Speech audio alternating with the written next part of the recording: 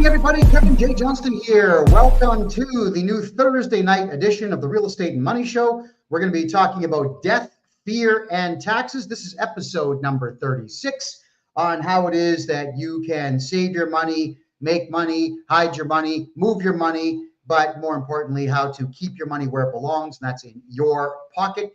Your money does not belong to the Canada Revenue Agency. Your money does not belong to the IRS. Your money does not belong to the ATO or any other government body for that matter. The entire Western world has forgotten that tax dollars were supposed to build nations, not be used to fund terror groups all over the world, which is exactly what Canada, United States, and United Kingdom are doing right now, which is why I completely object to the modern tax system and why I would tell all of you out there that it's time to stop paying taxes in Canada. And if you have IRS debt in the United States, you'll be happy to know that my new corporation, Canmore Acquisitions LLC, is doing the same thing for Americans, which is getting them completely and totally out of corporate debt.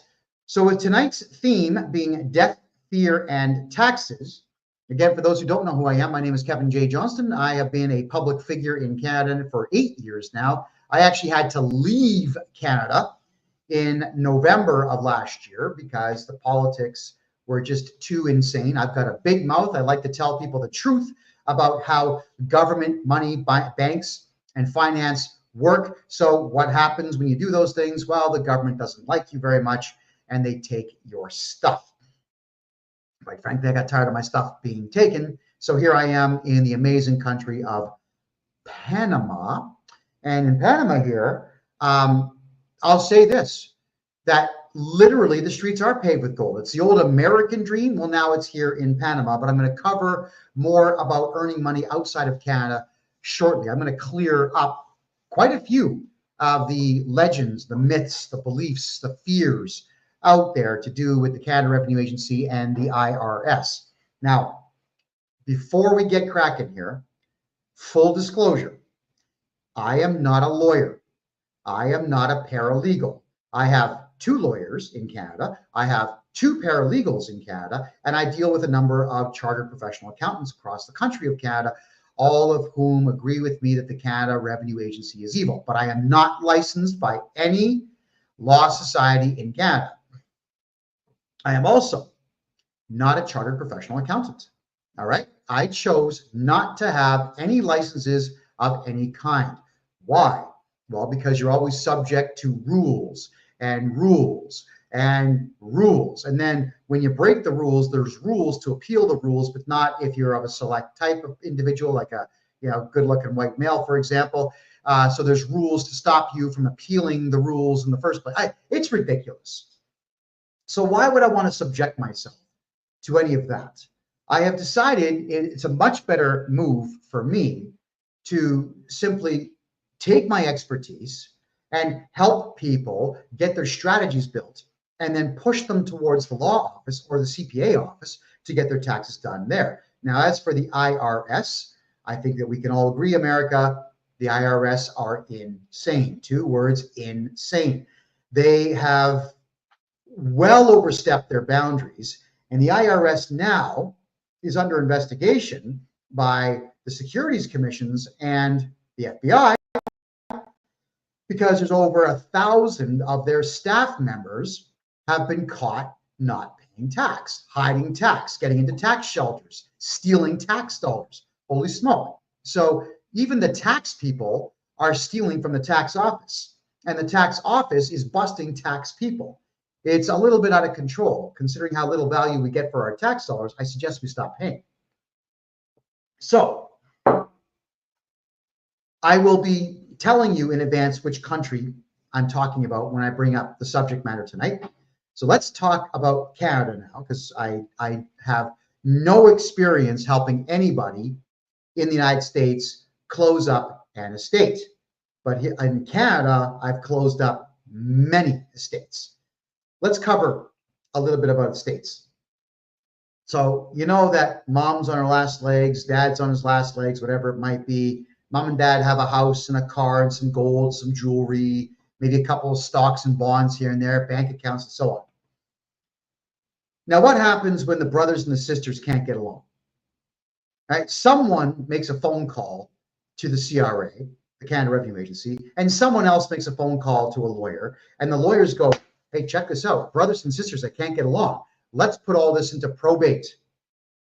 Now, probate is not something that you have to do at all. If all of you get along, you could do it yourself without a lawyer, really, if you wanted to. But the whole thing here is that everybody feels that mom loved me better, and I washed the dishes 4 more times than you did back in 1986. So I deserve half the house. That is how siblings think when it comes to their parents' estate. Typically, mom and dad's bodies are still warm, and they're already complaining about who gets what. When you put a property into probate, you know what happens? The lawyer immediately assigns himself a fee with your money, I might add. He just says, yeah, well, okay, give myself $30,000 and we're going to charge $400 an hour on this. And every single time one of you calls a lawyer, hey, what did John say? Because I want the TV. Oh, okay. That 5-minute phone call, he'll bill you for a full hour. So by the time you actually get the house and the TV and the car and everything out of probate, you've lost about 25, 30% of the value of everything. So you want to keep lawyers out of your family affairs. Putting anything into probate is a really bad idea. But do you know who I blame? I blame mom and dad in that instance, who didn't have the foresight to realize, hey, you know, my kids are going to fight. And I worked my ass off for 70 years to have a house. And I'll be damned if some lawyer I don't know is going to steal all of it, put it in probate, seal it all up, and take it. So I'm going to do the right thing. Now, you know what everyone thinks that is? Everyone thinks it's a will. Wills are nonsense because a will can be contested and wrapped up in the court and force everything back into probate. Wills are junk. What we need to do as families, first things first, mom and dad, you're getting older. Mom, dad, you're in your 80s, whatever it might be. You know what your biggest problem is in your 80s? Is you tend to go backwards in your mental development. It's true. How many of you knew that your mom and dad were really strong and tough people in their 50s and 60s and then became complete wimps afraid of their own shadows in their 80s? It's a weird thing. It's a very strange phenomenon. And I've noticed this time and time again, where people get more fear-filled as they get older. You know, if the Grim Reaper is what you're worried about, go to the gym. But if you're worried about the government taking your stuff, call me. We got to protect that stuff. So, mom and dad, if you're, let's say, even over 60, if your house is in your own name, that's a stupid move. All right? Stupid move. What I do with families like this is I say, look, let's not give the Canada Revenue Agency or anybody who doesn't like you the opportunity to sue you and take your house. Why don't we open up a numbered corporation in whatever province you happen to be in, designate it a holding company so it never does business, open up a bank account for that corporation, and then proceed to move the house into the corporation.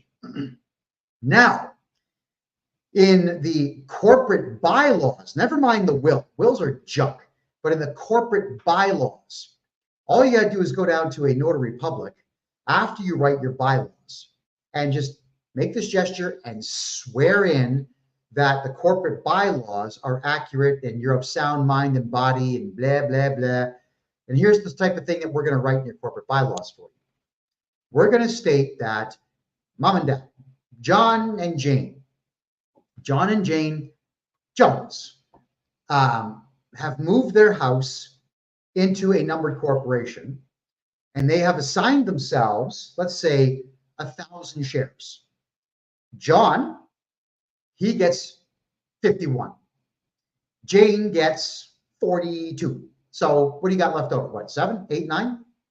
What you do is you give each kid just three shares, or 3% of the shares. And then in the corporate bylaws, it would state that should dad die, the 51% gets split evenly 2, 3, 4 ways between mom and kids and whatever else. And the shares just move on to them.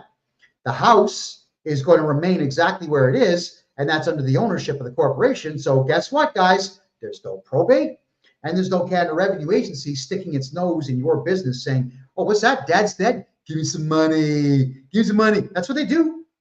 They know that they're going to catch you at a weak time, so they're going to hit you when you're weak, but also threaten you when you're weak, so you make the worst possible decision going. So we get you into numbered corporations. You got to do everything through corporation. Your car should be in a holding company. Your house should be in a different holding company. And any life insurance policies you have, or any gold and silver stocks, bonds, debentures, whatever else you have, should be in another holding company. And all of those should be under one umbrella company with very strict and stringent rules on how the structure of the corporation works. Who gets the shares when dad dies? All right, so what happens when one of our loved ones dies is everybody wants sympathy. This is something I don't get this phenomenon. You call your friends, my dad died, and then you go on Facebook, my dad died. Yeah, and then you shout out from the top of your roof, my dad died. Why do you do that? It's nobody's business. Right? In almost every country in the Western world, no matter what trouble you might be in, legally you're allowed to have 3 full days to mourn the passing of a loved one. Take your 3 days. Like just grieve. Cry your eyes out. Grieve. Don't make funeral plans. Don't call the Canada Revenue Agency. Don't call friends. Don't go on Facebook and Twitter and TikTok and make tribute videos. Don't do that, right? I'll tell you why you don't do that. When I grew up in the 1970s, it was the type of thing where you'd ring someone's doorbell and they'd like, come in. They tell you, come in. There was cake, there was cookies, there was tea, there was coffee, and so on. Everybody was happy to see you. But that was a different era. That was an era when the telephone was a nuisance. Remember the dial phones? Right? Remember that stuff? It was easier in most cases to walk 10 streets down and just ring the doorbell and be brought in. But now, when people are ringing your doorbell, they're looking for things to steal. They're looking for things to hold over your head. Everybody's fishing for information on you. So you don't call the CRA. Keep the death of a loved one quiet. When you've taken your 3 days to mourn, believe me, the pain's not going to go away in 3 days. But the 3 days gives you that opportunity to clear your head. And that's when you draw the absolute conclusion. Mom's dead. Dad's dead. Grandma's dead. Now I have to do what's right. Now I've got to be logical and deal with the estate. And if you haven't told anybody about the person's death, the lawyers aren't reaching out to get your place in the probate, and nobody's arguing over cars and trucks and boats and buses because you've designated 3 days. If your parents are smart, in the corporate bylaws would state this corporation cannot change hands for up to, or actually minimum 72 hours after the death of one of the shareholders. And that has been sworn in, so you can't do anything. You can write these rules in the corporate bylaws and swear those things in. So when mom and dad die, what you got to do, obviously, at this particular point is make funeral arrangements. Now, I'm not here to shun the funeral industry, but what I can say is I've seen the price of coffins and I've seen the price of headstones, and quite frankly, neither one are useful things at all. They're just not. What really are you going to do with a headstone when you're dead? Nothing. And the headstone's a marker that nobody's coming to see. They just aren't. I mean, maybe 100 years from now, someone's going to walk around and tell ghost stories, and maybe they'll look at your headstone and say, oh, look, this guy died 100 years ago. Okay, so now they'll make up some ghost story about you, but that's about the only advantage to it. Maybe some kids will go and do like rubbings. Remember when we took Conte crayons and went with onion skin paper, and we bring it back to class, and okay, so maybe your name will appear on some grade 6 student's project. It's pointless. So I'm the first one to state, why don't you try cremation? There was a place in my hometown of Mississauga called Tranquility Cremation. Very respectful people. they cremated my father for us for $1,380. That's all that it was at the time. And that's 2008. They might be a bit more now because all the costs go up. But my old man, even he grabbed me like this when he was in hospital. He says, don't you spend anything more than $2,000 to get rid of my corpse. I said, okay, Dad, I agree to those terms. I'm not going to waste money on coffins and headstones and burial plots and so on. Why would I do something so stupid? He told me to take the money that we saved on that and open trust funds for my kids, which I did. So that was my father being responsible and making that demand of me, because he knew out of every single member of the family that I would be the one to respect that wish. And I did. So we got my father cremated. Now, and then we had ourselves a good chuckle about it. I said, Pop, check this out. You're telling me to get you cremated, all right? It's going to be about $1,380. But the province of Ontario, because they've got laws concerning the burial and disposal of human bodies, they have so many rules, they actually have to give you $2,500. I said, Pop, I'm making almost $1,200 on your corpse. Could I find 25 more? Yeah, let's make some money here. And he's laughing. We're the two of us are laughing together. You got to crack jokes in your last days. You got to keep it light. Well, unfortunately, now, and I love my mother, so I'm not bashing my mom. This is not a woman bashing thing. But my mother, when she was bawling her eyes out, did not listen to a word my father said prior to his death, didn't listen to a word I had to say. 2 hours after my dad was dead, she's just screaming. She called the Canada Revenue Agency. My husband just died. Oh my God, I don't want to go to jail. This stupid notion that you can do prison time for not closing up a dead loved one's estate fast. So the Canada Revenue Agency thought, oh my God, this is great. This woman called us. Oh, how stupid can you be? And they sent her an assessment for $25,000 and she paid it. She just paid it. You have to. Yeah. How can you be, at the time she was in her 60s, how can you be alive for over 68 years and not know that you don't have to do these things? You need to have enough self-respect to know your rights. So I had to deal with it. I got the money refunded because I told them that I'm in charge of the estate and it hasn't gone to probate. I lied. I lied saying it was going to go to probate. It wasn't. But I said that's got to get returned immediately because I'm calling the cops. You're going to get charged and you're going to jail. And they apologized. And I said, you see, Ma, now let me handle this. And she goes, yeah, I understand. And then as soon as my back was turned, she wrote another check and paid them again. Because she was not willing to accept the fact that I was right. She was so afraid of the government that she screwed up her mourning time and screwed up my mourning time. I wanted to mourn my father, and I couldn't because I was now dealing with the CRA. So if you have a family member who's like my mother is, and I know a lot of you do, take their credit cards away from them. I'm serious. Take their bank cards away from them. Declare them temporarily mentally unfit to handle anything and take over the estate yourself. You have to deal with these things. You cannot let people's emotional states destroy your capacity to keep what's yours, because it's yours. It's not the Canada Revenue Agencies.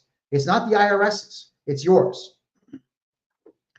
So if your parents or you have a house and whatnot, and you want to make sure that everything's taken care of, move the property into a numbered corporation. So even if someone does slip up and call the Canada Revenue Agency saying, oh yeah, my dad's dead, doesn't matter, because all he has is shares that you don't have to tell them about. You do not have to report the structure of a numbered corporation or a holding company to the Canada Revenue Agency. Why would you?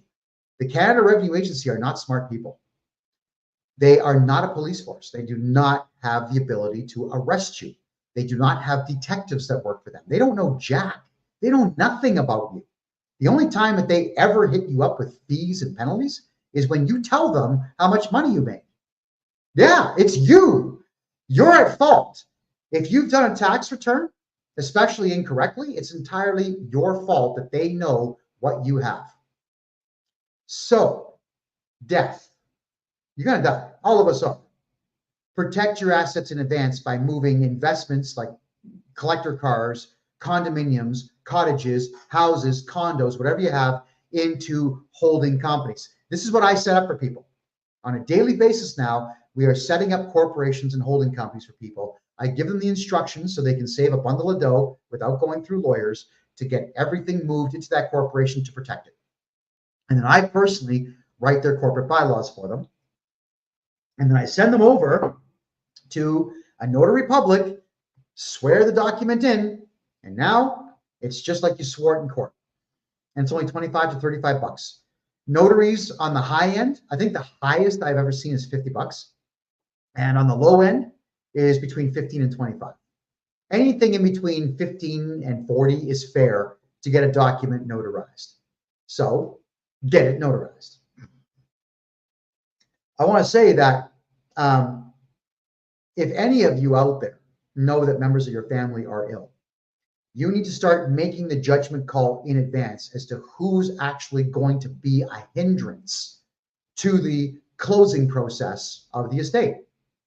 Who's going to bawl their eyes out and go blab to everybody? Get control of that individual.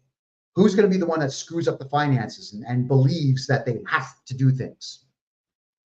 Take everything away from them. Stop them dead. Get a court order if you have to keep them away from it. But you cannot let the stupid people in the family, and not every human being is smart, by the way, so you got to keep the stupid people in the family away from the settling of the estate.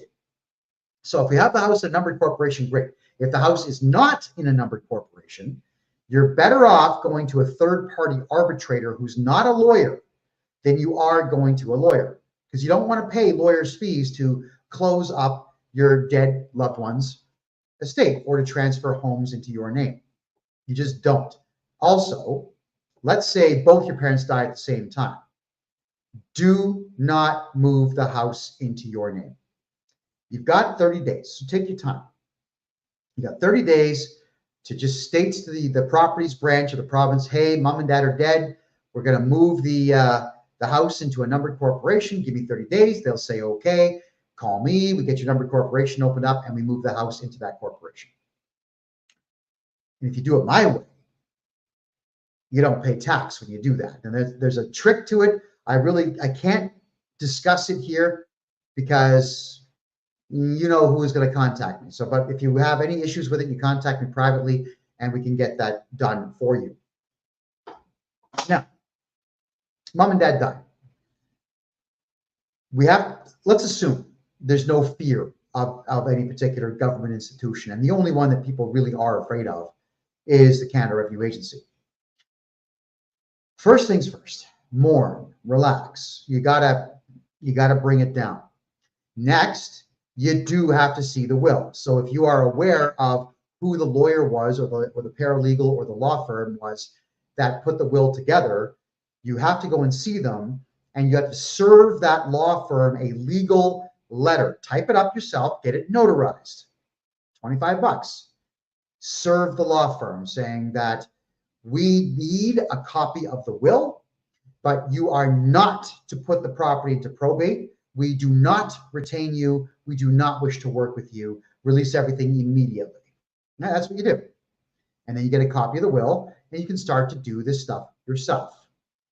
Please don't involve lawyers. It's just, unless you've got a maniac brother or sister who's a drug addict and you know they're going to sell the house and buy booze or drugs or whatever else, keep that person away. It may have to go into probate at that point, and then you may have to make an argument in the court that your brother or sister, the cocaine user or whatever, is just simply unfit to make any decisions so that you could try to take it over. I hope that's not the case, but in some cases it is. So you serve the lawyer and tell the lawyer you want the will, and then hopefully, maturely, you can have some nachos, have a beer, coffee, whatever your preference is, and sit down at a table and have a conversation like adults. Here's the will. Read it. And then pass it over to the next person. Have them read the same thing so that everybody's clear on what's in it. And then try your very best to work together so you're not dropping 25, 30, 40% of the entire estate on some lawyer's bill. You don't want to buy some lawyer a Porsche when you're trying to buy a Porsche, right? So keep the money. You have to take the death certificates and you got to start closing things down. So if you've got a life insurance policy and and it's in your parents' name, not a corporation's name, but your parents' name, you got to get it moved to your name. That's where the death certificate comes in, or split it between the siblings or your kids or whomever. Then you got to go to the bank accounts and get the bank account shut down. Now in Canada, it's becoming tougher and tougher and tougher to do this. So when you go in, they'll say, how do you want it? Everyone says cash. I highly recommend just get a bank draft, open up a numbered corporation, and put the entire amount in the corporation so none of it's taxed. That's what you do. You don't want to be taxed on it. The CRA, if you tell them, oh, hey, guys, mom and dad died, they had 2 houses and $290,000 in the bank. CRA, boom, I guarantee you letters are going to show up within 2 or 3 days. We have assessed your parents' estate. Like, it's almost like, we've assessed your parents' estate. Yeah. And yeah, your parents have been assessed at $90,000. Yeah. And if you pay the $90,000, guess what they do? They're going to reassess that and send you another bill for $20,000, $30,000, $40,000. You pay that, they send you another one. So, everybody, the Canada Revenue Agency, you don't contact them.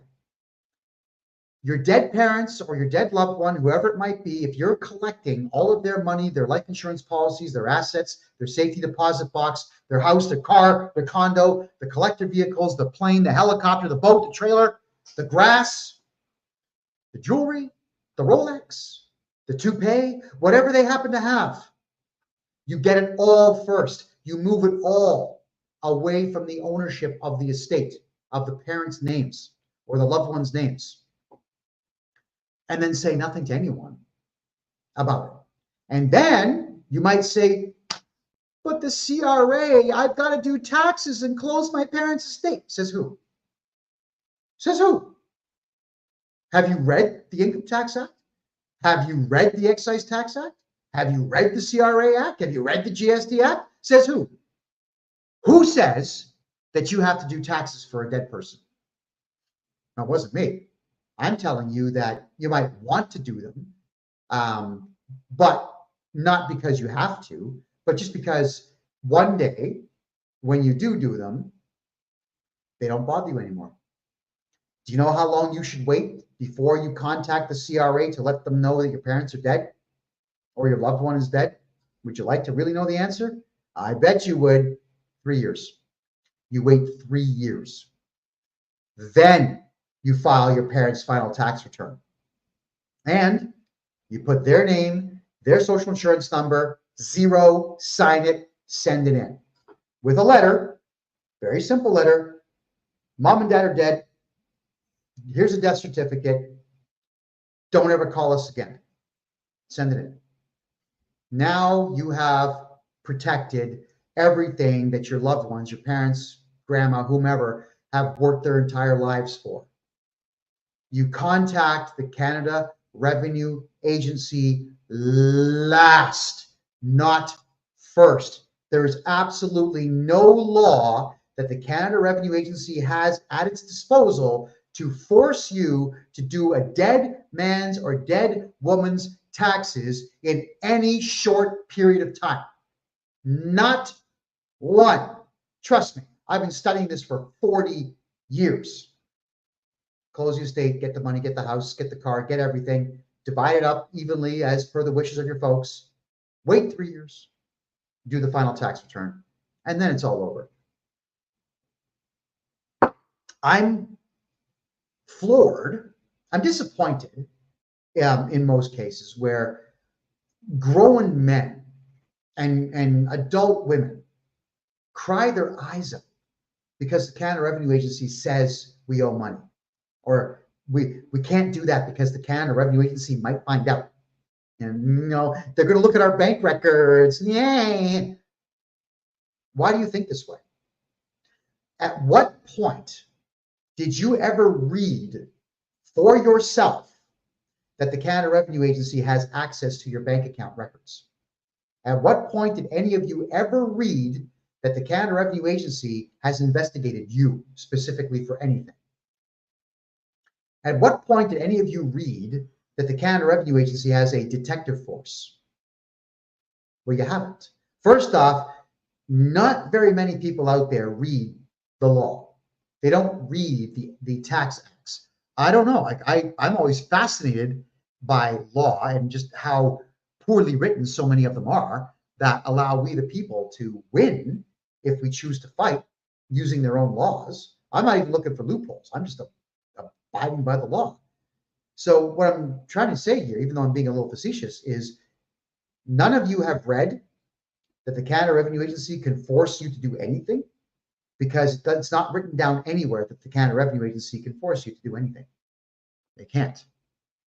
Voluntary, voluntary, voluntary. If you remember that word with the CRA, everything is voluntary with the CRA. If you remember that and you stick to it, you're going to be okay in life. Quick rules so you don't fear the CRA. Oh my God, I haven't done my taxes in 8 years. What do? Okay, you call me, and within 2 weeks, we'll do your taxes for 8 years. I guarantee you, if I'm doing your taxes properly, I'm going to look at every single thing that you've got, and I'm going to find you every single thing that we can do to have your tax returns go in at the minimal amount. You are allowed to estimate your earnings. If you really don't know how much money you made in 2013, but you haven't done your 2013 tax return, then we are going to guess. Do you know why? Because we're allowed to. Estimated earnings. That's actually in the tax acts. Estimated expenses too. You can guess. Like off the top of my head, that's the best that I can do in the way of recollection. Why? Because a fire destroyed my files. Why? Because a flood destroyed my files. Why? Someone broke into my house. They thought they were taking my computer. They took my files. Why? I just didn't feel like keeping files. Why? Kevin J. Johnston stores all of my files in Panama, right? You're not obligated to show them your files. So what I'm saying to you here is don't fear them. If you really are in a hurry to get your tax return done, and you feel that you have to put numbers on it because relax. Everyone's got to calm the F down, man. Relax. Here's what you do. You take the blank piece of paper. Don't do your tax. Never do your taxes electronically. Paper, paper, paper, paper. Because the software won't let you skip certain columns. You got to put numbers in. Even if you don't even have numbers, you still got to put something in there to advance to the next field. But on paper, you put your name and social insurance number at the top. You sign the bottom. You don't put any numbers on it, not even a zero, and send it in. Congratulations, you've done a tax return. Now, what they'll do is they'll say, what the hell is this? Like, what do we do? I don't know. That's usually what the conversation is. I don't know.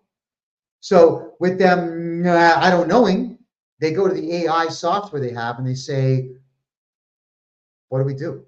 And the AI picks a number, writes a letter, and sends it out for mail. And the AI will say, our records show that you owe $26,200. Then the next sentence in those letters always says to you, you must pay this amount or respond to this letter in 14 days, or we will take legal action. Nobody ever sees the second half of that sentence. You must pay this bill by, or within 14 days, or respond to this letter. Now, which one do you think is cheaper? I would think responding to the letter saying, hello, dear CRA agent, my name is John Smith. You lied. I do not owe these taxes, and I'm going to appeal your decision. Now, if you don't feel like doing this, if you don't want to be confrontational with the CRA, call me, Al, at kevinjjohnston.com, book your consultation. I go to war with the CRA. I hate these people. I'm very proud of what I've done this year. I got 2 women to quit working for the CRA this year because I hounded them so much. And I hounded them legally with legalese because they were being completely insensitive criminals. They were breaking the law as they were doing their job. And they thought it was too stressful to deal with this guy who's made the front page of every newspaper in Canada because the government doesn't like me. I'm very, very proud of that. And I plan to have more CRA agents quit. I plan to hound them more. I plan to be more vicious for 2025. My goal for 2025 is to get 100 Canada Revenue Agency agents, losers, arrested. That's what we're after. We want them in handcuffs. And then we want to publish their names and addresses and everything else, stating to people that, you see, the law applies to them too. I hate the CRA. It is an overwhelming, overriding hatred. It's not just a little bit of disdain. It's not just a little bit of contempt. I loathe them. If I had it my way, I would walk them all to the gallows for crimes against humanity. That is how much I despise them. So when you're hiring me to deal with your tax concerns, you're hiring 40 years of rage, because they destroyed my family's lives back in 1983 by lying, intimidating, lying some more, intimidating some more, lying some more. They lied to my parents, who never questioned anything, old school people, and it cost them 1/3 of their net worth, 1/3 of their wealth, because they cooperated with the CRA, which, when you are my client, we will never do. So this fear that all of you have about the Canada Revenue Agency, you got to let that fear go. They are not police. They do not have detectives who work for them. The only way for the Canada Revenue Agency to have you charged criminally for tax evasion is they have to prove fraud. Now, there's only one way for the CRA to do that, and that is to audit you, and then the auditor goes through everything and says, I think that you committed fraud. So we're going to take this report to the police, and the police are probably not going to listen to them, and try to charge you with fraud. Okay, but what if you told the auditor no? Oh, you didn't know that? You call me, I called the auditor, I send the auditor a letter saying, hello, I'm not going to be rude and scream and yell at them, but I am going to say, hello, sir, my name is Kevin J. Johnston. I'm representing John Smith at blah, blah, blah street in Toronto. I understand that you are planning to show up at my client's address on whatever day. I'm calling to let you know that we are canceling the audit. We will not cooperate with it. You are not to go to my client's residence or my client's place of business or church or arena. I have faxed you earlier today a list of all the addresses that you and the entire CRA are banned from. You are not to go within 100 meters of my client. If you do, we will call 911 and report that my client's life is in danger. Do you understand? It's usually along those lines. And then the auditors tend to be, you don't have to be so aggressive. Well, I'm not being cruel. I'm just being direct. I'm telling you, you go to the client's house, you're getting charged. And that's it. The audit's over. Chapter 10, I recommend. It's really good reading, by the way. And it's on my website, kevinjjohnston.com, in the blog section. Chapter 10 of the Auditor's Handbook for the Canada Revenue Agency states that if an audit situation becomes hostile, that they have to stop the audit and contact their team leader. Would you like to know what hostile means in this world of weak people? It means I called them and threatened them with legal action and arrest. That's all that it takes to end an audit. They're going to say, oh my God, I don't want to get arrested. They start acting like you. I don't want to get arrested. So they talk to the team leader. I'm not going near it, because you know what happens? The Canada Revenue Agency staff Google my name. And boop, boop, boop, boop, boop, boop, boop, all these articles come up on the Canadian Broadcasting Corporation, on CTV, City TV, all of the Canadian networks. Kevin J. Johnston, he's racist, he's homophobic, he's transphobic, he's this phobic, he's that phobic, and so on. Because you got to remember, I've run for political office 3 separate times, and I ran campaigns very similar to Donald Trump, which the left wing does not like. And as a result of them not liking it, they would just report that I'm some really terrible racist guy. But that works to my advantage, because the CRA doesn't want me, the biggest mouth that ever came out of Canada, to interfere with their personal lives, which, let's be honest, I will do. when the CRA representatives get a bit too belligerent and a bit too rude and a bit too vile. I don't like bad manners. I really don't like bad manners. I'm one of those. I'm always polite. I'm always diplomatic. I never go to violence unless it's the absolute last option open to me. I would much rather shake hands with an aggressor at the end of the aggression than be in a bloodbath with them or a fist fight or in the back of a police car because I've knocked them out cold. I don't want to be in those situations. I'd like to negotiate politely.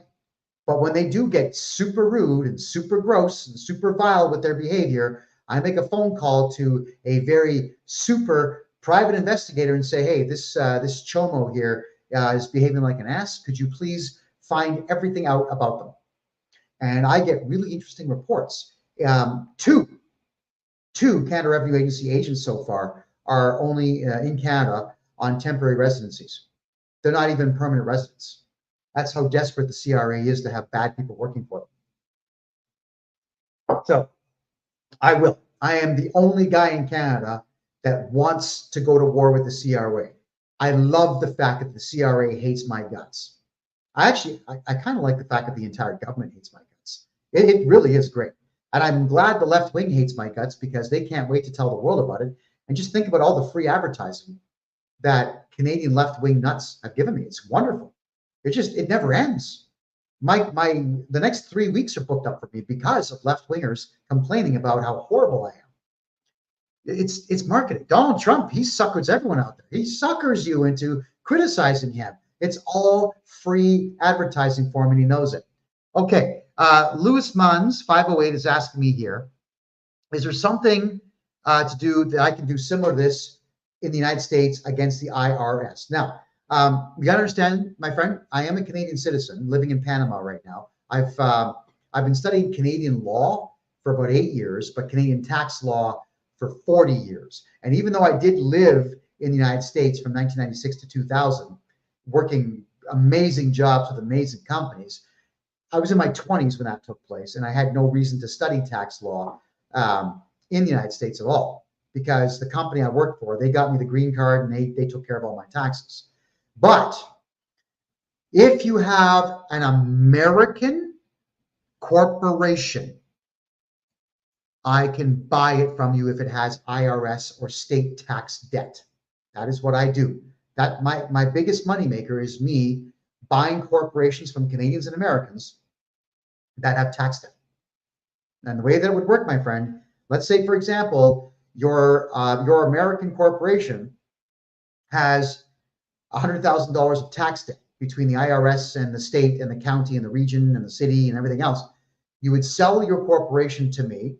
I get your entire company, all the stock, all the shares, all the debt, and all of your assets.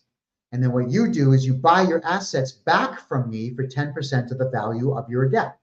So imagine you pay me 10 grand, and you get to walk away from your entire IRS debt.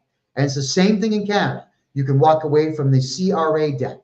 The following taxes in Canada, if you do this with me, I get rid of corporate income tax, payroll tax, CEBA loans, CEWS loans, CERS loans, repayable grants, GST, bank loans, corporate credit cards, leases, private contracts, all of that debt goes away.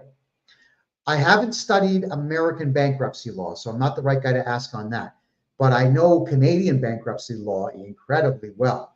And a lot of people, your friends, but never go to friends for advice, okay? Just don't. Because you won't be friends for much longer if you take their advice about bankruptcy. Personal bankruptcy in Canada is extremely easy to do. Personal is easy to do if it's your first 2 bankruptcies. Your third one is just medium hard, not that hard. But your corporate bankruptcies in Canada are incredibly difficult. That you have to hire a lawyer because that's the rules of the court, and I hate that. You'll pay about $70,000 for a lawyer to then tell you that there's a very good chance that you will not be discharged from all of your debt. So why would you want to part with that much money to a lawyer who can't guarantee that your debt goes away upon bankruptcy? And that is the biggest problem with corporate bankruptcies in Canada, is you don't get out of debt when you go bankrupt.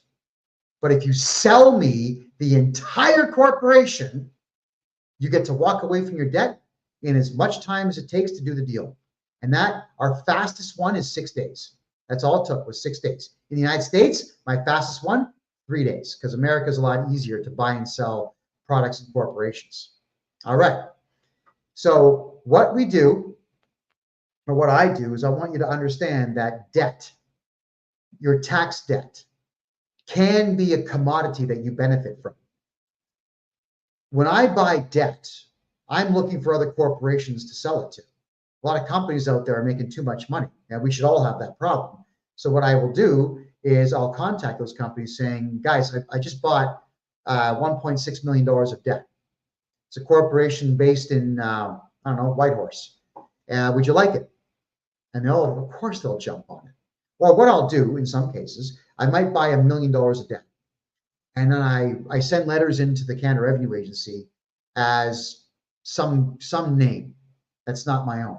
And I'll say stuff like, F you, screw you, you suck, nah, you can't get my tax money. And they get angry. So what they'll do is they put penalties on the debt, and then they put interest on top of the penalties. So if I buy $1 million in debt, but one of the companies that I'm going to sell it to wants $2 million in debt, all I got to do is just make crank calls to the CRA and send them letters that are full of profanity, and they will just up the amount of debt. So I can call my client 3 months later and say, you're not going to believe this, but the CRA just doubled the debt. Would you like it now? So, and believe me, that's when they're going to buy it. So debt is a commodity just like used cars. It took me a long time to learn this. 40 years, in fact. This is not something that I just made up willy-nilly. This is something I've been studying for a very long time. Because I always figured that if a creditor, like a credit card company, can sell your debt, I'm always thinking, well, why can't the debtor sell the debt? Because there was a time in the United States and the United Kingdom and in Canada where somebody could volunteer to serve your jail sentence for you. So the jail sentence was kind of like a commodity for the state who would make money on your incarceration. Yeah, they didn't care who was in the prison. They just wanted somebody in the prison. Well, you can't do that now, but the debt is the same idea. And that's why I do what I do, because the commissions are really good. And it's a really good feeling also to take someone's entire debt away from that. So it's amazing how much sleep the average person loses when they're in that much debt. I know. I was there once. I went bankrupt back in 2003. And it was this big sigh of relief when it was all said and done. But I didn't know in 2003 all the laws and all the tricks that I know today. I would not have gone bankrupt back then. I would have put everything into the courts and just stretched the debts out until it was past their time that they could collect, which is between 2 and 7 years. I would have played it a lot differently back then. So now we've come a little bit full circle here on the whole death, fear, and taxes part of tonight's show. I want you to understand that in death, you can lose everything you work for, unless you protect it in advance. And unless you, the people who are going to benefit from the death of the loved one with all their stuff, if you don't keep your mouth shut and you start telling the CRA that your loved ones are dead, you're going to lose everything. So when your parents die or your grandparents die, your aunts and uncles die, shut up. Make it a private mourning session for you and the family. Wait 3 days before you make any choices. And don't tell the CRA, the Canada Revenue Agency, that your parents are dead until 3 years later. Just ignore the CRA in that time. Unless they get hyper aggressive and they find out that your loved one died. And they only find that out if somebody in the family tells them. So it's not like they know until you call them and tell them. If that's the case, you got to get a hold of me, because I'm going to appeal their decisions and force them into tax court 2 years later. That is what we need to do. Now, assessments. A lot of you have been emailing me quite a bit these days about what do I do when the Canada Revenue Agency assesses me? Well, what do? You call me. First thing that we do is we object. We fill out all the legal paperwork, we object, and we demand an appeal. And then we wait a little bit, but every single month, we're going to demand disclosure. They're not going to give it to us. Every single time I go to tax court now, we win. You know why? The CRA either doesn't show up or they don't give us any disclosure. In Canadian law, in Canadian case law, I'd like all of you to look up the case of R versus Stinchcomb, Stinchcomb, R.V. Stinchcomb. In that case, there was a criminal charge, where Mr. Stinchcomb was found guilty, but he wasn't given disclosure to properly defend himself, so he appealed the case and he won. So from there on in, you have to have full disclosure for any court case or any tribunal in Canada. And if they don't give it to you, the case gets thrown out for non-disclosure. That's what we do here, everybody. It's their rules. It's the court's rules. I didn't write them, but we play by their rules. All right, so that's how we do it. You get an assessment, you contact me, we appeal it, and then we redo your taxes. Because their assessment is only based on a guess. It's an arbitrary, random number that a computer selected for them and sent out a piece of mail to you. Now, I got to address something very major here. Everybody should share this video right now, because what I'm going to tell you about the Canada Revenue Agency, no other accountant in the history of the country has ever said this, because they're not brave enough to tell you the truth. So start sharing, all right? Everyone on TikTok, come on, double fingers, just keep tapping, get the likes going. Everybody over here on Kick, same thing, tap, tap, tap, tap, tap, tap. Let's get the likes going. And if you're on Rumble, right there, you'll see a thumbs up. Please, everybody hit it. Share this out, because what I'm going to tell you right now, you must know, and you must live your life according to this information that I'm going to give you right this minute. All right, let's get going here. Come on, Rumble. I don't see enough likes. Let's get going there. Come on, everyone. I've been giving you guys free information for 8 years. The least you can do is just tap that like button so that the algorithm picks it up and forces it to the home page. And yes, for those who missed tonight's show, it's going to replay all weekend long. All right. So whenever I do my Thursday night show, we do it live. It's always at 9 p.m. Eastern time on Thursdays. And then at midnight coming into Friday, it starts playing, and it stays playing for the full weekend, all the way until Tuesday morning on Rumble. Just type in freedomreport.ca and you'll be able to find the show. Thank you to all the people who just joined me right now. My name is Kevin J. Johnston. I am a podcaster and I am a tax expert. I've been studying Canadian tax law for over 40 years, and I help Canadians completely and totally annihilate their tax bills by telling the Canadians and Americans the truth about how their respective tax agencies actually operate and what your rights are and what the law is that protects you and stops them. Now, I got to tell you this.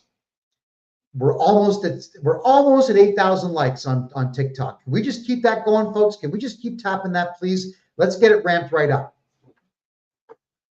There is something that the CRA does, which tells all of their staff how easy it's going to be to get money from you. It's sinister, it's sick, and it should absolutely be illegal.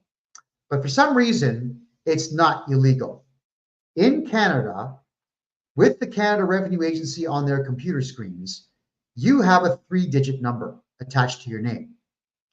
It's called the sucker index. Or at least that's what I call it. They call it the client index. No, it's the sucker index.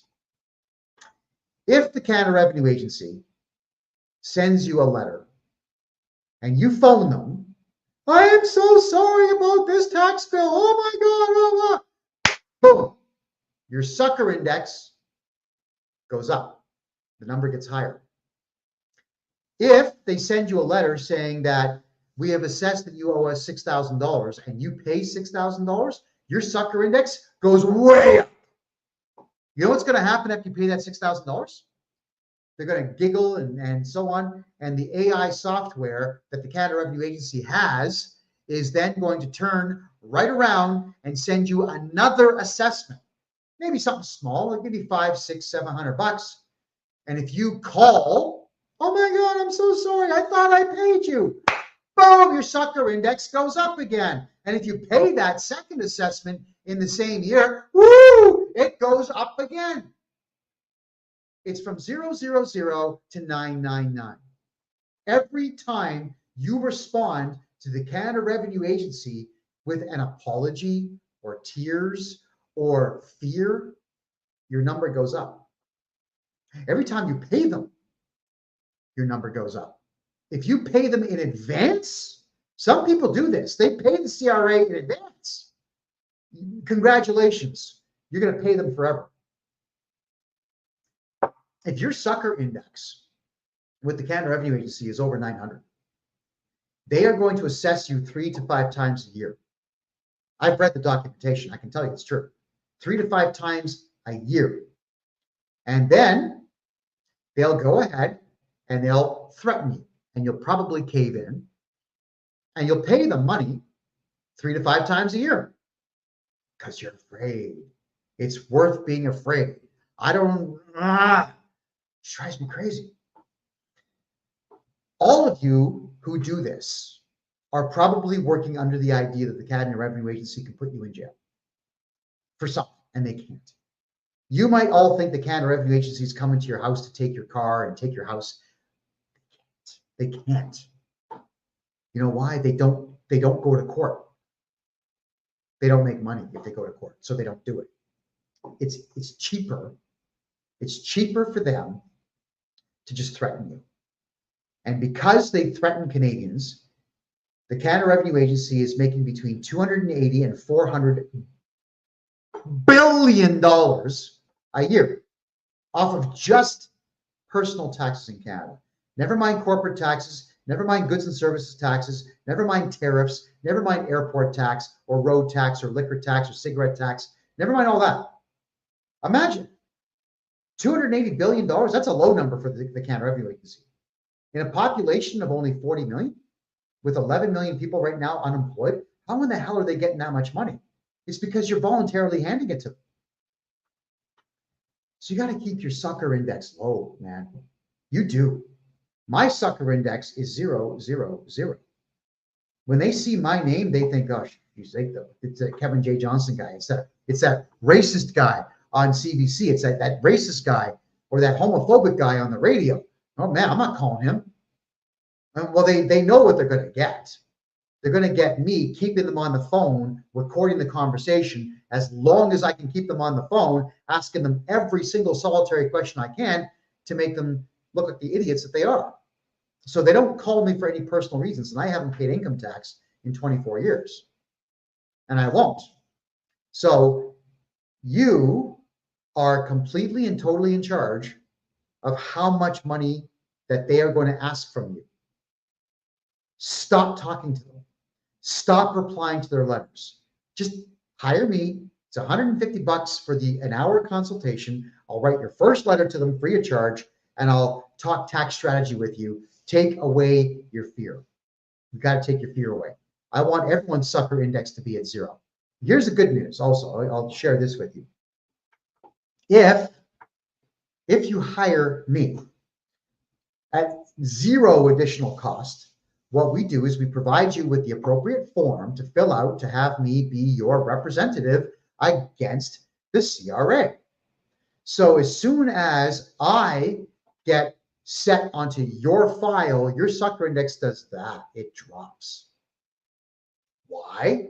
Because my reputation precedes me. I'm the guy that will go to the CRA representative's house and file court papers and serve them, probably on camera. Definitely on camera. I'm the guy that's going to record the conversation with you and humiliate you at a later time.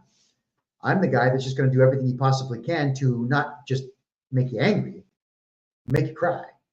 Because I hate you. I hate the CRA. And all of you need to hate the CRA and not fear the CRA. Now, if you don't fear them, that's good. You may just not know what the steps are to get rid of them. Get a hold of me. My website address, kevinjjohnston.com. Grab yourself a 1-hour consultation. And we're going to go through all this. And we'll cover personally, one-on-one, mano a mano. You can record the conversation if you want, and we will discuss your tax situation. I mean, I wouldn't play that for anybody. I wouldn't tell anybody what your personal tax situations are. Here's also the good news, is that if you fill out that form that we send to you and you send it directly to the CRA, we have now entered into what's called a client solicitor privilege relationship. It's the same thing as a client lawyer situation. Do you know what that means? That no matter what happens with your taxes, I can never be called to testify against you. Is that amazing or what? All right. So think about having a guy like me. Well, there's no one like me. Imagine having me on your side, and I legally can never snitch on you. I just can't do it. I mean, the first thing that I would say to any judge anywhere in any court is that I have represented this individual and I am terribly sorry, but I cannot ever be called to testify. Client solicitor privilege. The judge will say, you may be excused, Mr. Johnston. And that is where it ends. So you have to put yourself in the dominant position with the CRA in that you're not going to cooperate with them. You've got this guy here who hates them, who won't cooperate with them. We will do your taxes our way, not their way. And we're going to make sure that we're not snitching on you. You're not going to snitch on yourself. All right. So I really cannot stress enough that you got to stop talking. Everyone talks too much. You have the right to remain silent. That does not mean that you are being detained. It means that you've got the right to shut up and not share any personal details that will be used against you to take money from you in the future. Yeah, like a lot of you are starting to realize that you don't have to talk to cops. You just tell the cop, am I being detained? Oh, okay, if that's the case, I want my lawyer. And shut up, stop talking. Don't give them any reason to be able to charge you with something. CRA, same thing. They call you. I'm sorry, you can't talk to me. Kevin J. Johnston is my agent. Phone him. Here's his phone number. Don't call me again or we're calling the cops. Hang up the phone. You got to put yourselves in that kind of a position where the CRA is afraid to call you. Now, let me tell you something about the people that work there. They're all cowards. They're cowards. A lot of them will say things like, I'm a really good person. I'm just doing my job. I don't mean to hurt anybody, but I'm just doing my job. Well, you are hurting people. I don't care that it's a job. You're hurting people. Hitler used to pay people to cut human beings in half. That was a job. They were hurting people. It's not a good job. And you should be punished to the limit of the law when you do your job and you break the law doing it. Or when your boss says, break the law, and you do it. You arrogantly believe that you can break the law because someone else tells you to? I mean, if your boss walked up to you and handed you a pistol and say, shoot that random guy in the head, would you do it? I think some people would. Don't do what you're told when it's going to get you in trouble. I'm not really a fan of Dr. Phil at all, but he did an experiment that blew my mind. And the experiment was to see how easily led people were to do with anything. So they put a guy in a security guard outfit. These are actors. And the one actor is standing in handcuffs, and the security guard's holding a fake cattle prod. It didn't actually have any shocking power to it, but it made sparks. And the guard says, I have to go get the police. I've just detained this guy. I need you to hold this cattle prod, and if he moves, I need you to zap him. And people did it. So the actor who's wearing the handcuffs, he'd start to hop away slowly, and people go, Sss. And then when they were asked later on, why'd you do it? Oh, because the security guy told me to do it. The security guy, he told me to do it. It never entered the people's heads that this could be a real human being with a pacemaker, and now you're going to put a cattle prod through their body and zap them. You shut down the pacemaker. At minimum, you're getting manslaughter. Realistically, second-degree murder, because you were consciously zapping somebody with a weapon. How stupid can you be? And that's the type of excuse and the type of people who work for the Canada Revenue Agency. I'm just doing my job. My boss told me to do it, so I'm going to call people and harass them. And I'm immune because I work for the CRA. And then when I tell people, you're immune to nothing, and you're getting on my nerves, and if you like, I can track you down, and we can serve you a summons to appear in criminal court at your home on camera. And when I do that, believe me, the whole world's going to know your address, because I'm not going to hide it. Why would I? The person got arrested, breaking the law. The summons has their name on it. It's a court document. It's a public document. I can publish it legally. So I want everyone to understand that these people are stupid. The Canada Revenue Agency people, they're dumb. They honestly think that they can do these things because their boss or their team leader says they can. And you're falling for it. And I'm asking you not to fall for it. Please do not fear the Canada Revenue Agency. Call me. Get a hold of me, and I'll go to war with them for you. If you think while watching this show that I might be a bit too obnoxious for you, fine. Here's what you can do. Call an accountant. Let's say you got to get your taxes done. Phone an accountant and just say, hi, I'm looking to get my taxes done. If you do my taxes for me and the Canada Revenue Agency decides to audit me, will you cooperate with the audit? If that accountant says yes, hang up the phone and call the next one. Go ahead, try it. I bet if you call 20 accountants, all 20 will say, oh, well, of course we will. You have to obey the CRA. That's what they're going to tell you. You know what else they're going to say to you? Well, if we don't cooperate, we could lose our license. Do you know accountants believe that the Canada Revenue Agency can take their license away? Yeah, they actually believe this. The CRA has no capacity to remove a CPA's license or an accountant's license or a paralegal's license or a lawyer's license. They cannot remove your license. They are not an authoritative or judicial body. They are losers. That's all that they are. They are funded by the federal government, but they work at something called arm's length from the government.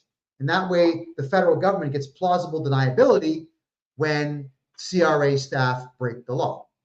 Because, well, they don't actually work for us. That's what they'll say. Yeah, you know, they're a wing of the federal government, but they don't actually work for us. And that's how the Fed protects themselves. So the only person that screws you with the CRA is you. I need you all to stop talking to the CRA. All right? It's a headache for me sometimes, because I do get phone calls from clients of mine, and I'm not mocking them. And I am eternally patient with people. Eternally. But it can be a little aggravating sometimes because I know the stuff and I know that you don't know. So when you are a client of mine, I will always treat you with respect. And if I have to repeat myself 25 times to get you to understand, I will. But you are going to have to make a decision. By the time we've gone through the same thing over and over and over again, you got to make a decision when you hire me to do your taxes for you. Is decision number one, do you want your sucker index to be high and pay the CRA 3 or 4 times a year? Or B, do you want to never pay them again? And I'm not going to tell you what choice to make, by the way. I give you all the options and you decide. All right. I'm just answering a quick message here. All right, so let's have a quick peek at your questions here. All right. Gloria is asking a really good question. Will they not contact the people you sub work from? Yeah. Yes, they will, but you have rights. Chapter 10 of the Auditor's Handbook for the Canada Revenue Agency states to a CRA representative, if you go to the owner of a business and he won't cooperate with the audit, go to his spouse. It actually says that. Or go to the business partners. If they won't cooperate, go to the staff and threaten the staff. If they don't cooperate, go to the suppliers and threaten the suppliers. If they don't cooperate, go to the customers and threaten the customers. I get rid of that too. If they do any of this, do you know what that is? That's defamation of character. You could hit the auditor and the CRA with a $1 million lawsuit, hands down, flat out. Because if they say, well, we're with the CRA and we're auditing your boss because we think your boss did something wrong. Huh? No, they're interfering with your livelihood. It's defamation. You also have the right to tell your staff, hey, everyone, the Canada Revenue Agency has lied, and you serve a legal document to all of your staff, and you tell the staff, if any of you speak to the CRA or any officer of the court or any officer of the police without a warrant presented to you, not only are you fired, but I will sue you for breach of contract and defamation of character. So your staff, your staff might think the CRA can arrest them. You have to educate the hell out of all of your staff. You got to educate them. You got to make sure your staff know what your rights are as an employer and their rights are as citizens, and how few rights, actually how none rights, how no rights, how few rights the CRA actually has. You have to educate your staff. You have to educate your family. You have to educate your suppliers. You have to educate everybody who makes you money that you will not cooperate with the CRA. You cannot let them do that. So yeah, the CRA, the chapter 10 of the handbook teaches auditors how to be sneaky, conniving snakes in the grass.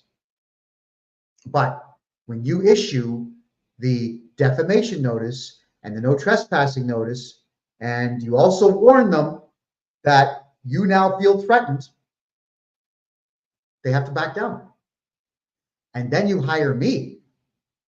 And then I go to battle with the guy if I have to. Oh, absolutely. You know, what I could do even is I could tell the CRA representative, I tell you what, I have all my clients' files. I have them here in Panama. Get on a plane and I'll let you see them. You know they're not coming here because they would have nobody to protect them while they were here. And you also know I've spent the last 6 months in this amazing country here in Panama building relationships with the government and the police here. So if I was to tell the police, see that guy there, criminal, cops will arrest him, put him on a plane, deport him, ban him. It wouldn't take much. It's different here. And the CRA is used to having their way because they know that they can call the police and say, he's yelling at me, which is your right, especially if they're on your property. And that's when you tell the cops, yeah, this guy here is harassing me, harassing my staff, trespassing, threatening me, and get him out of here. The cops will have to do it. I've helped clients with this before, and I've had this kind of fun before, where and this is where married couples need to have better communication. But it was a married couple that ran a business, and the husband, I'm not going to name them, husband said, you know, Kevin, you're right. I'm not going to cooperate with the audit. And then he and I went out, we got coffee because we were going to sit down and actually review his taxes for the day. And we got into his office, and there's the auditors. The wife, who's a business partner, was so afraid of the CRA, she invited them in. So, I was pretty staunch on this. So, who the hell are you? Oh, we're with the CRA, and he goes in his pocket and he shows me this little badge. I said, oh, yeah, very good. Didn't I tell you not to come here? Well, we got permission from the wife. I said, she has no say here. I'm the legal agent. You were told to communicate with me. Why did you even call her? And then they start, well, we have the rights. No, you don't. No, you don't at all. I said, gentlemen, if I were you, I'd pick up your shit and go now. Because if you're not out the door in 30 seconds, I'm calling 911. And they actually ignored me. So I actually took the box of files from them. I closed the lid. I said, yeah, have a seat. I called 911. I said, hi, I've got 2 criminals, 2 thieves that have illegally entered this office. I need the police right away. We are afraid for our lives. 2 minutes, cop showed up. We said, please, officers, come in. And these CRA idiots sat there believing that they had the right to be there. And the cops told them, no, you got to go. You have to leave. You have to leave now. And they're all upset, tail between their legs. So I followed them out to the car. I had the video camera running, and I was calling them every name under the sun. And the cops said, is that really necessary? I said, yeah, actually it is. They were told not to come here. And they're still on private property. And I'll say whatever I want on private property. Thank you. I am the legal agent for the entire grounds. And yeah, I told them things about their wives and mothers that even they didn't know. No, they were mad, but too bad for you. You're a criminal. And that marriage, it didn't last. It didn't last because when you're going to be adversarial in your marriage and you're going to allow your fear to make you go behind your spouse's back, you're not a partner. You're not a wife. You're not a husband. You can't be trusted. Yeah, if you're going to be in business together as a married couple, you need to understand it's the 2 of you as an army of 2 against the world. The 2 of you, none of you can go behind the other's back on anything, especially not in business with the CRA. Can't do it. And ladies, if you do have that much fear, and the CRA deliberately targets women, they do this. I've read the documentation on it. They do attack women. If you really are that afraid, you have to give your shares up and step down as director or CEO or otherwise and take a managerial position where you don't have a decision-making authority or responsibility. Your fear will bury your company. And they like it that way.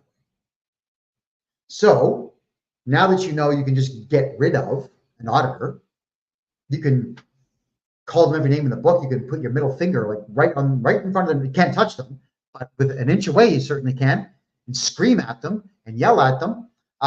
As it turns out, I got a legal opinion from my lawyer. I was asking if you've got a 10 milliwatt laser pointer from wickedlasers.com, the ones that bounce off the surface of the moon. You've seen these ones?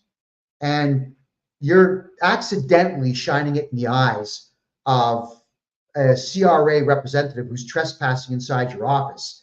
Is that considered assault with a weapon? My lawyer says, where do you come up with this stuff? Yeah, these are thoughts that keep me up at night. What answer does he want? So he came back saying it's actually not illegal if it's not deliberate. So I just, I could always say, don't have my glasses on. I can't see what I'm doing. How many times have you guys seen security guards in malls put the strobe light effect on their flashlights to not let you see? It's a dirty tactic. So whatever, especially during the COVID times, I always had a laser pointer on me because when they would pull that stunt on me, I'd pop the laser pointer out and return the favor. I hate that. I hate that. It's like a fist in the face, and it's worse because you can't see a fist or a stick coming when they do these things. So I did all of these things to irritate the CRA staff to prove to my clients, plural, they have no power. Don't cooperate with them. You don't cooperate with the CRA. I had a conversation, and I'm not going to get into the reason why this conversation took place, but I had a conversation with the regional director of the CRA for Ontario Southwest, which would be pretty much from Toronto to the Detroit border. And I asked the guy a series of questions. So, he's been around for 45 years in the CRA, he said. And I asked him, can you do jail time for owing money in Canada? No. Can you do money for not doing a tax return? No. Okay, well, what do you do if someone refuses to do a tax return? He says, well, we might ask a judge to order you to do your taxes. Okay, so remember what I said earlier in the show? If they get a court order where the judge says you have to do your tax returns, name, social insurance number, signature, no numbers, send it in. Congratulations, you've now met all the rules within the court order. That's as far as their power is going to go. Then I asked them, and I knew the answer, but I wanted this guy to say it himself, which he did. I said, if my client doesn't pay his tax bill, will you take him to court? No, he says. The CRA does not sue people. Do you know why they don't sue people? He alluded to it, but I'm going to tell you why. First off, the Canada Revenue Agency doesn't have any laws that identify it as a governing force within the country. That's number one. Number two, the Department of Justice supply lawyers to the Canada Revenue Agency, but the Department of Justice doesn't do it for free. The CRA actually has to pay from their budget to have those lawyers represent them, which the CRA is not going to do. There's a chance they'll lose. And if they, well, a very good chance they'll lose. And if they lose, then that sets a precedent for we the people and against the CRA. And if the CRA loses, then what you've done is you've shown their weakness and our strength. So they don't sue you because they don't want that to happen. So then I asked, do you seize and sell people's property? No, he says, it's too expensive. They don't make money seizing your car. They don't make money seizing your house. They got to go to court. They got to win the court case. They got to file the appropriate motion to get it done. The judge has to agree. If they get it done, they got to go and hire a lawyer or an auction house or a repo man. Everybody gets paid, and the CRA knows that if you can't afford to pay taxes, you probably don't have any assets that they could sell anyway. And they don't have permission from the DOJ to do it anyway. Look at that. No, they don't seize your property. What they'll do is they'll get a little sneaky about it. They will get a writ, not a lien, a writ against personal property like tractors, trucks, trailers, boats, cars, and houses. But if you contact me, then we get rid of that writ. First off, we get your taxes done. We appeal their decision. Secondly, and then we sue the CRA third, and then we file a motion in the court to get rid of that writ. And it all gets done within 6 months, all of it. What are we all afraid of here? Why are we afraid of the Canada Revenue Agency? They don't do the things you think they do. Now, a lot of you say, yeah, but they took money out of my bank account in Canada. Okay, I have to explain this one to you. And then prepare to get your mind blown again. Cheers on the rose. Thank you, Ashley. The Canada Revenue Agency has the right to send a threatening letter out. But so do you, and you, and you, and me. So anybody can send a letter out saying, I think you owe me money and you better pay. It's true. So the Excise Tax Act does give them the right to do that. You've got the right to hire me and have me tell them to get lost. And they don't have that right. You do. The CRA has the right to guess what your taxes are, but they don't have the right to enforce their guess. So when they send you an assessment, you and I have the same right. We could send letters to Coca-Cola and say, hey, Coke, guess what? We say you owe us 200 grand. How the hell do you enforce it? That's the thing. You can claim it, but how do you enforce it? right? I wouldn't recommend guns. That'll get you locked up for a very long time. You could go to court, you'll lose because you have no way of proving it. But the CRA is in the same boat as you. They say, we've assessed you. You owe us money. How do they enforce it? The only real way that they do this, and this is the one you got to pay attention to. The Canada Revenue Agency will send what is called a requirement to pay letter to your bank. Would you like to know what that means? You're required to pay because we, the CRA, think that we have power, so pay us. It's not the CRA who's at fault when they do this. When the bank gives them money, it's the bank's fault. The bank can say no. Just like you and I, we can say no. The bank has the right to decline the Canada Revenue Agency and say, we're not going to give you money. And the Canada Revenue Agency will say, just like Dora the Explorer, oh man, I'm going to get really mad.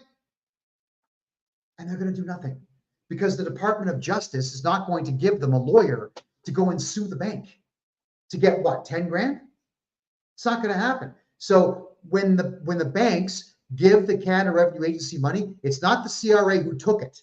It's the banks who gave it, which means you sue the bank and you file criminal charges against the bank manager. Now, the bank manager is going to say, but it wasn't me. I swear it was head office. So the bank manager could just do this with his fingers and get your money back. He has that power.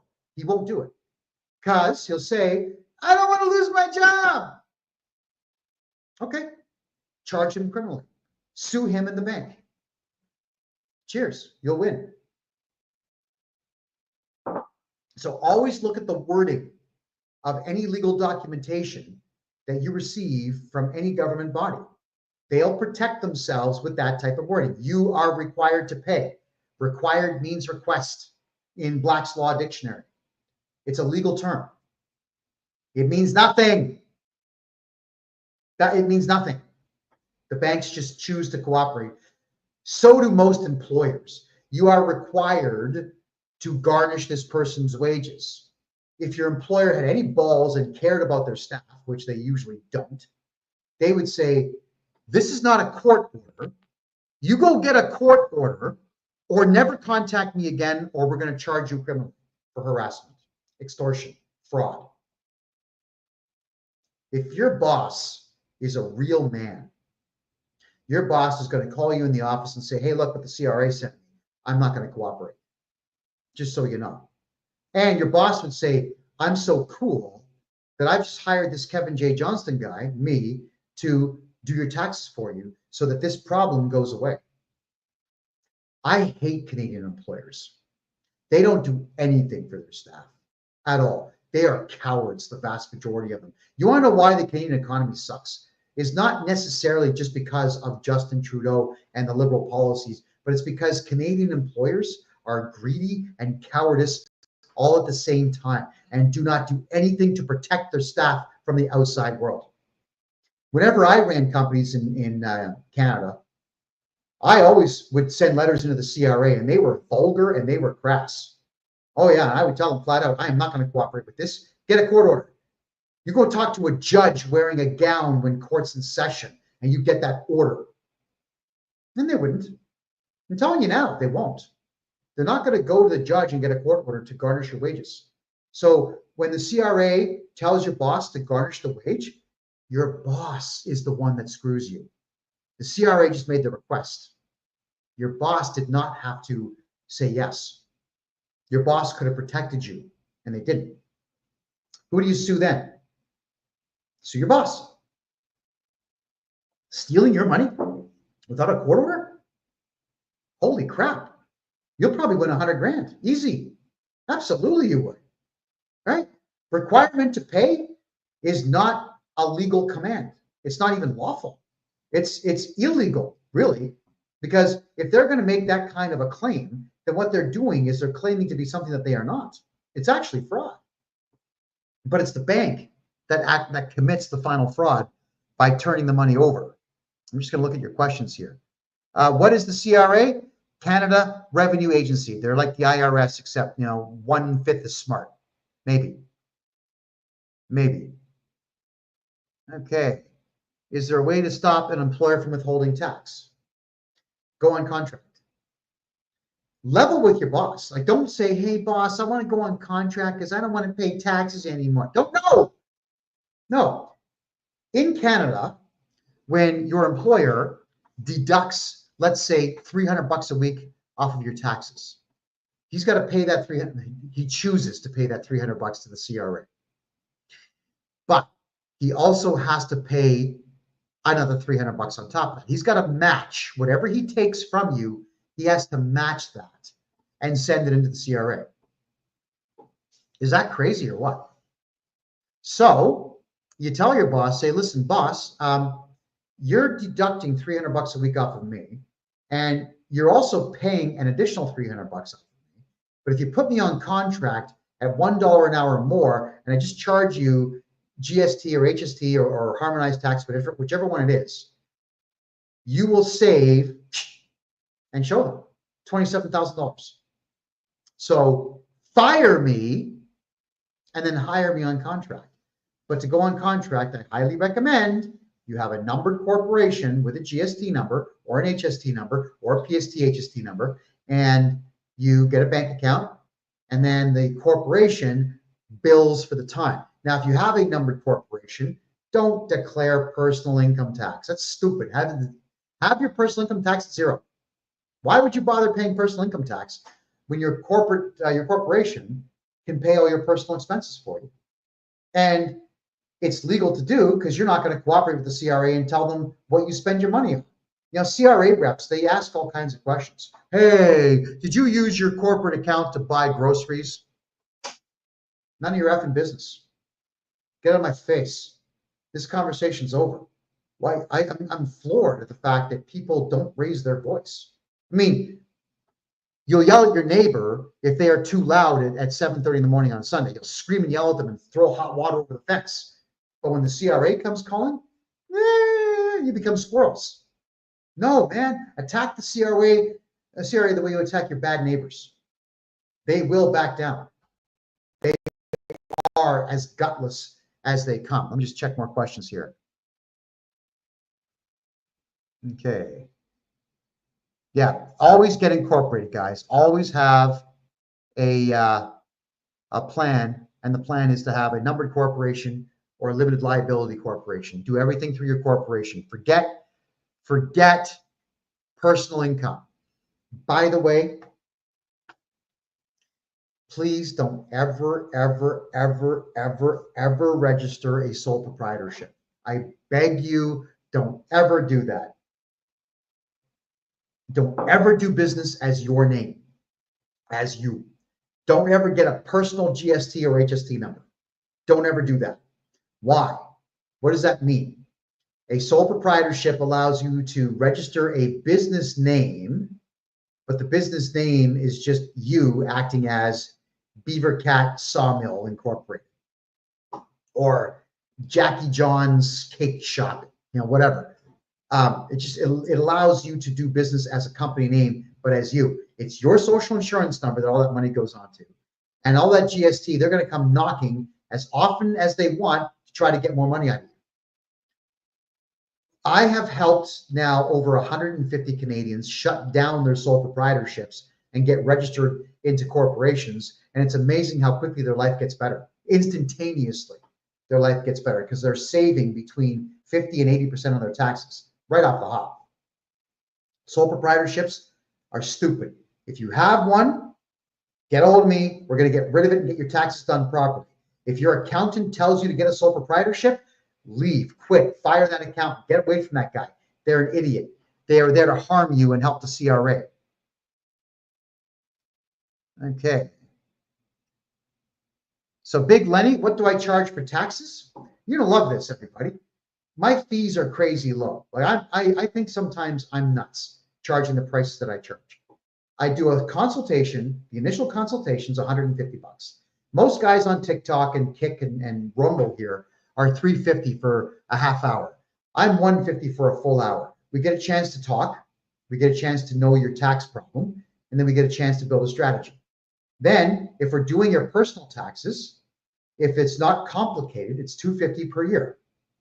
That's it, but they're going to get done right. I'm not H&R Block, right? But I hate those guys. We do them correctly. I don't use software. We go through everything, and it's done on paper because we can adjust whatever we want to without the software dictating terms to us. If you're looking to do your corporate taxes, most accountants are $5,000 per tax year. And $50 says you'll still owe money, but I am between $1,250 and $2,000, depending on how complex your tax case is. $1,250 is the low and $2,000 is the high. I have never gone over $2,000 per year for corporate taxes, and I do them right. And again, I do them on paper. I don't use their electronic nonsense because that never works in your favor. Always works in their favor. So that's there's other services that we offer, like opening up a bank account for you down here in Panama is 950 Canadian dollars or 660 US. I take all your paperwork into the bank and they register your bank account for you within 5 days. And you get a debit card, you get internet banking, it's all in English, you get everything done, your money is safe, completely safe from the CRA. If you want a corporation, down here, my lawyer charges $3,000 US, that's the corporation fully registered, and the corporate bank account fully registered, done. These are things that we do for people to get their money out of Canada.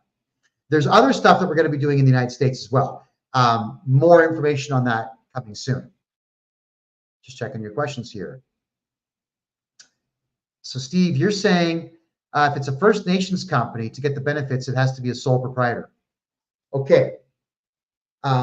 If it's a First Nations business or Native owned business, do you know how much fun we can have with the paperwork on that? The CRA grants so many kickbacks and so many, what do we call them here? Not even loopholes. It's just everything's in your favor. There's so much that we can do to bring your tax bill down to zero if you're a Native owned business. Get a hold of me. I thoroughly enjoy doing those tax returns, by the way. Is bankruptcy the only thing that someone can do? It's the last thing you do. Bankruptcy is last. There are so many things we can do to get your tax bill down to the bare minimum. You don't have to go bankrupt if you've got me on your side. You got to remember, these bankruptcy people, they'll always say, yeah, go bankrupt, because they just want your 10 grand. Or if it's a lawyer, they want your $50,000, $60,000, $70,000. But the point I want to make here is it doesn't mean that they're going to do a good job. It just means they're going to make money off you. And if you're going to go bankrupt, do you have $70,000 to go? What's the point of going bankrupt if you got to pay $70,000 to do it? It's lunacy. And to go bankrupt in Canada, I think that the trustee fee right now is $2,000.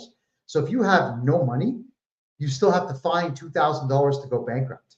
Also, absolutely insane. But we can save most of what you have wrong in your taxation life before bankruptcy. Okay, so Marie says, all right, so you have a sole proprietorship that you can't, okay, if you've got a massive sole proprietorship bill, you got to get a hold of me. All right, there's ways that we can fix that problem, but do not go to a standard accountant who says, yeah, they'll audit you, so cooperate. I'm telling you, no. They might want to audit you. I'm going to tell the guy to go packing, pound sand, stuff it, a few other unkind phrases, and we're going to get rid of the audit and just fix your life for you. That is what I do. For me, it's a war. Every single time someone says they have a tax bill they can't pay, that's me going to war with the CRA. It's a battle that we can win every single time. Marie says, my husband has a small landscaping company. It's just him. Does he have to pay personal income tax? If he's under a corporation, you have a corporation? No, you don't. But I still recommend you get that consultation. It's only $150 for an hour. And for the rest of this year, there's no tax on that. So hurry up and get that done fast. No, but I need to explain it. And it takes an hour to go through how to operate your small business and not pay personal income tax and just the corporate tax on it, which is very low. in comparison. Okay, and Liberals Gray, if you owe $250,000, you can probably fix that one. That'd be a challenge, but I'm up to it. Is there any way to escape paying taxes on a 401k withdrawal? All right, the 401k, that's an American thing. And right now, the only tax law that I have studied in the United States is corporate tax law. That's it. And even then, excuse me, it's only been for the last 6 months. It hasn't been 40 years like it is for all the Canadian tax law that I've studied. What you need to look into is tax shelter withdrawals. So for example, in Canada here, we have a tax shelter withdrawal, completely legal, where I'll save you at the low end 18% and at the high end 30% on your RRSPs and RESPs and your GIC withdrawals. So imagine getting back almost 30% in tax when they take off almost 48% in the first place. It's criminal what they do, but there are ways to get money back. My friend, I wish I knew more. I truly don't. Give me a year. I know it sucks for me to say that, but I will be studying American tax law over the next year because the money's in the United States, let's be honest. And I want to be an American pro as well as a Canadian pro. Nadia says, I was audited. They sent me a bill of $40,000. Please help. Okay, Nadia, we can have the decision that they made stricken by appealing it. The auditor probably did not inform you of your right to remain silent, probably did not inform you that you had the right to a lawyer, probably told you that you had to cooperate, probably told you that he had the right to do what he was doing. That's duress. That's extortion. And here's the other one. Section 423 of the Criminal Code of Canada, intimidation. If you want, I'll help you file charges against the son of a bitch. I'll gladly do that. Section 423 of the Canadian Criminal Code says you go bye-bye for 5 years if you intimidate somebody utilizing your position to do so. So, Nadia, you get a hold of me. Let's file criminal charges against the auditor and let's get that audit removed from your record there and get your money back where it belongs, and that's in your pocket. All right. I got to reach out to you. My accounts are frozen. How would I send you money? Liberty. Okay, so liberals are gay. I like that name. Get a hold of me. Just go to my website, hit the contact form. Just put liberals are gay. I'll remember that in the subject line, please. And I'll get back to you within 24 hours. It takes about 24 hours now to get to my email. I will get back to you. We'll get you a solution. If you're having a difficult time with your bank accounts, what we got to do is we have to fix your taxes to get your bank accounts unlocked. Also, we have to appeal their decision. All right, so anybody that wants to get a hold of me, head over to my personal website. My name is Kevin J. Johnston, Kevin, middle initial J, last name JOHNSTON .me or .com, both are fine. And hit the contact form, give me your name, phone number, the brief synopsis. I don't need the novel. And we will start talking ASAP and start to fix your problems ASAP. Okay, so the CRA says that you owe $15,000 in harmonized sales tax. Not when I'm done with your file. Get a hold of me, please. Is there a way not to pay tax on dividends? Yes, Brian. You don't take them. Why would you ever take a dividend? Oh, hold on. I know why. Because you have a bad accountant who told you it was a good idea. That's why. No. How would you like to be able to do it tax-free? I bet you just love to know this one. We do not do dividends when you are taking money from your corporation. Let's say you put $1 million into your corporation in the year 2000. It's your money. You've already been taxed on that money. Then in 2024, you say, I want the $1 million back that I invested. You contact me, I fill out the appropriate form, and you take the entire $1 million out of your company tax-free. It's called a corporate withdrawal. You're just withdrawing your own investment. And here's the best part. You don't even have to prove how much money you invested. You can just say, yeah, I put $2 million. It's not like they're going to know because you're not going to cooperate with them if they audit you. I'm going to get rid of them. So We do corporate withdrawals, not dividends. And you'll never, ever pay tax on a corporate withdrawal ever, because they cannot legally tax a corporate withdrawal. All right, get a hold of me. KevinJJohnston.com. My name, Kevin, middle initial J, last name Johnston. KevinJJohnston.com. Hit the contact form, give me your name and phone number, email address, boom, we will talk. Let's get your problem solved. CRA says I can't claim child support without checks and receipts. You do not need to prove anything to the CRA. If they tell you, we want to see your checks, and we want to see your balances, and we want to see your bank account. No! What you do instead is you get a hold of me, and I write the appropriate legal letter, and then you and I both do this. We swear it in as an affidavit. We send it off to the CRA, and they have to accept it. No, you do not have to prove anything to them. You, as an individual human being, you can write off 100% of all your legal expenses if it's to do with your job or anything to do with your earning a living.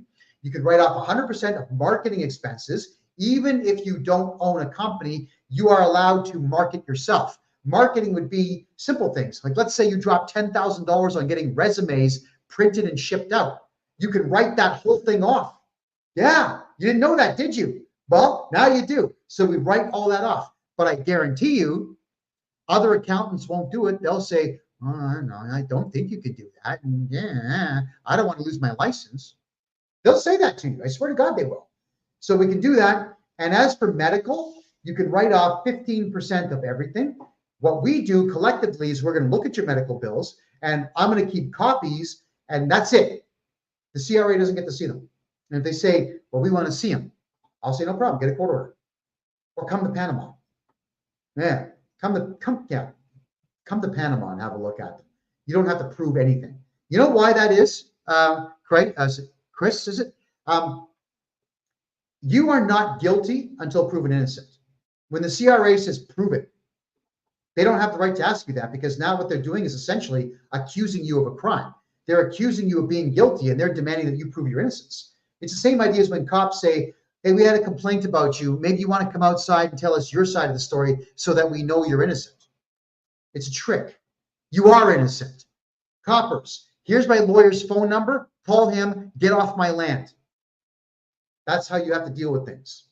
So get a hold of me, and we'll take care of that. Thank you, Nadia, for the message. We'll get okay, here is a great question. Dario, I can't even pronounce that. Your last name is Achilles. All right. What about paying property taxes?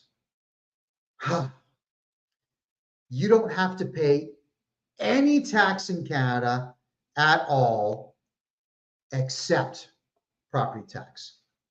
I know it sucks, but the way that the municipal acts are structured, the municipalities in Canada are designed for one reason only, and that's to make money for the province in which that city, town, village, or hamlet exists.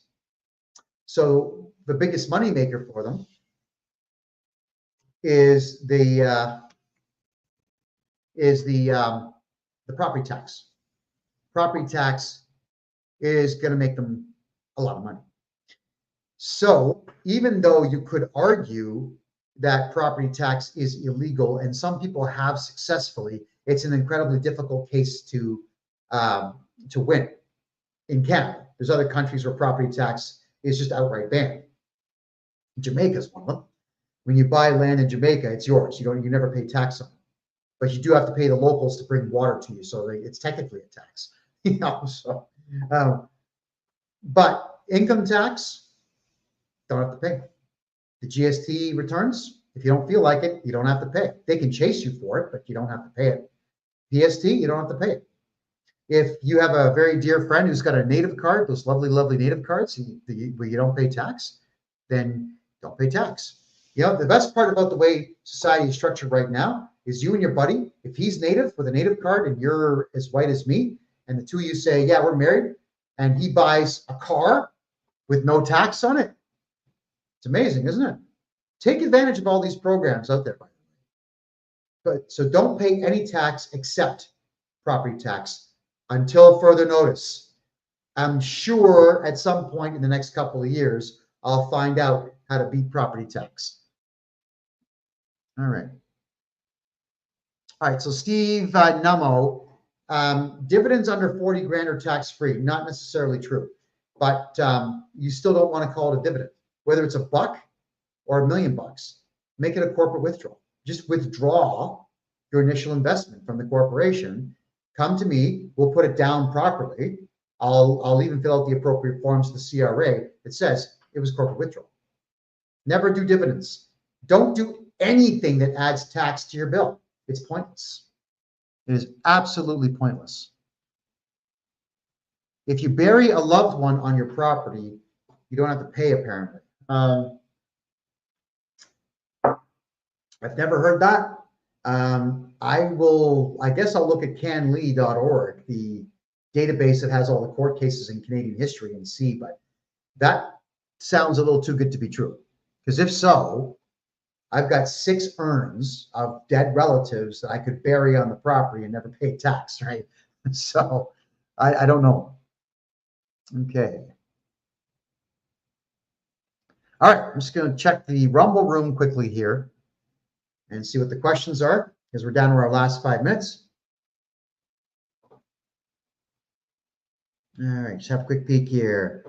Danny Drum says, CRA took my GST and climate incentive payments until my CERB debt was paid off without my permission. All right, so this is the last point that I'm going to make for the evening, everybody. CERB, the Canada Emergency Response Benefit, was the $2,000 per month that the Canadian government gave to everybody who asked for it during COVID. And now they say that they want it back. They were mandated by Justin Trudeau's government to state, go get it. Whether they owe it or not, just go get it. If you come to me prior to any of that happening, don't file your taxes or any tax returns at all until I get rid of your CERB debt. We get rid of CERB debt. It takes 45 to 60 days to get rid of it, but it's gone. Then we file your taxes, okay? I've had some clients come to me where we get them these really huge tax returns, and then because CERB department wasn't cleaned up first, they just keep the money. So, damn it, all that hard work for nothing. If you're going to be my client, I can solve all of your tax problems, or at least get very close to solving them all. You got to tell me the whole story. You cannot leave anything out, because if you do, I will make mistakes. I will make mistakes in the fact that I'm working on a set knowledge base and not the whole story. Dondra, if you already paid CERB, unfortunately, there's no way to get it back, because they'll close the CERB file unless you want to sue the individual agent for tort harassment. Very difficult to win tort harassment lawsuits against the CRA for just paying a bill. But if they were to come to your house and harass you there, you win in a second. Yeah, unfortunately. Don't pay CERB back. Nobody. Contact me. And I'm going to get rid of that debt for you. All right, everyone. It's been a full 2 hours. And I know there's some questions here that I did not get to, and I do apologize for that. Let's see here. Do you know? Okay, so Bernard in Facebook is asking me about the CRA chasing you after 2 years. Bernard, just get a hold of me. All right, I'm going to get rid of them. They have very strict rules they have to follow once I tell them what rules they have to follow. So that's what you got to do. Don't panic. Don't fear them. Don't cry. Don't do anything stupid. Don't do any of that. Don't back down, but get a hold of me and let's do it the right way. Dondra, thank you for the rose on TikTok. Thank you. Appreciate it. All right, get a hold of me, please. I really want to protect your money. I hate the CRA. You know, I love my fans. I love people that are just here for knowledge. I want to see all of you, regardless of your background. I want to see all of you who work keep your money. I don't care about your background. What I care about is your effort and your contributions to society. And right now, paying tax is not a contribution to society. It leaves the country. It goes to Israel. It goes to Nigeria. It goes to Lesotho. It goes to Eritrea. It goes to the Ukraine. It goes everywhere but Canada. And same with the United States right now under Kamala Harris. So get a hold of me. and let's fix all your tax problems. My name is Kevin J. Johnston. This is the Tax and Money Show that is every single Thursday now at 9 p.m. Eastern Time, right here on freedomreport.ca. Thank you very much for joining me, and have yourselves a great night.